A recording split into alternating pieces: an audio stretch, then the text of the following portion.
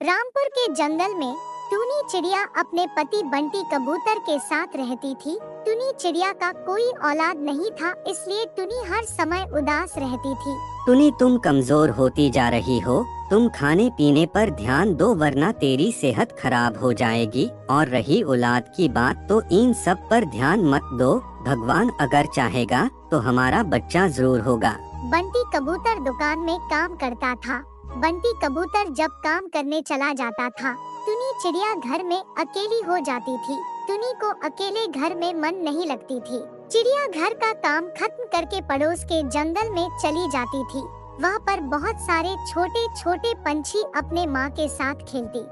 सुंदरी बहन, ए चिड़िया हमारे बच्चे को देखकर जलती है।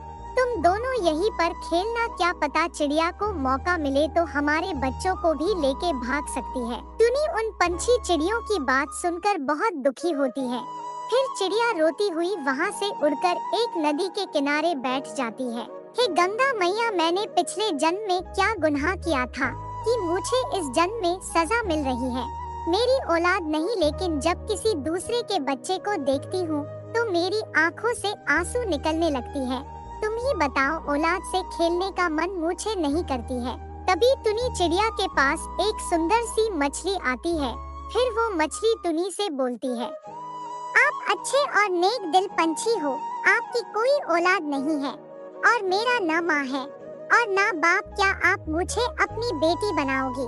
टूनी चिड़िया मछली की बात सुनकर उसके तो खुशी का ठिकाना ही नहीं था। हाँ हाँ बेटी, तुम्हें अपनी बेटी जरूर बनाऊंगी और फिर तुम कभी भी ना बोलना कि मेरी माँ बाप नहीं है। फिर टूनी मछली बेटी को अपने गले लगा लेती है। माँ, मैं तुम्हारे साथ नहीं जा सकती हूँ। अगर आपको हमसे मिलना हो तो आप यहीं पर आकर कहना, या बेटी पोटी मछलियाँ गे, फिर मैं बाहर आ जाऊंगी। ठीक है बेटी, मैं ऐसे ही कहूँगा। माँ, मैं अब जाती हूँ। फिर मछली नदी में चली गई। टूनी भी अपने घर आ जाती है। बंटी कबूतर भी अपने काम खत्म करके घर आ जाते हैं। टूनी, क्या बात है? रोज आते थे तो उदास देखा करते थे, आज कुछ बदले बदले से लग रहे हो। इस बदलाव के पीछे क्या राज है? जरा हमको भी तो बताओ। हाँ जी, आज हम बहुत खुश हूँ क्योंकि मुझे बेटी मिल गई है। कौन सी बेटी और कहाँ है तुम्हारी बेटी? मेरी बेटी नदी में रहती है।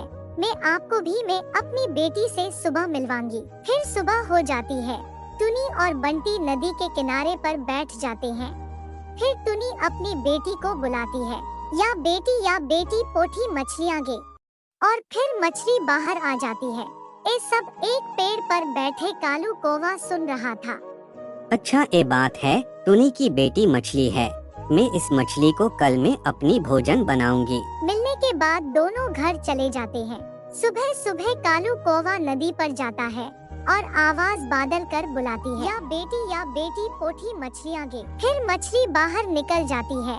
कौवा मछली को पकड़कर पंजे में दबाकर कौवा वहाँ से उड़ जाते हैं। फिर दोनों नदी पर आ जाती है और बुलाती है, या बेटी पोठी मछलियाँ गे। लेकिन मछली बाहर नहीं आया। इस तरह टूनी कई बार बुलाती पर मछली बाहर नहीं आया। टूनी रोने लगती है। तभी वह जंगल के राजा चील आ जाते हैं। क्या हुआ है बेटी, तुम रो क्यों रही हो? क्या बताऊं अंकल, इस नदी में एक छोटी सी मछली थी, उसे बुलाने पर बाहर नहीं आ रही है।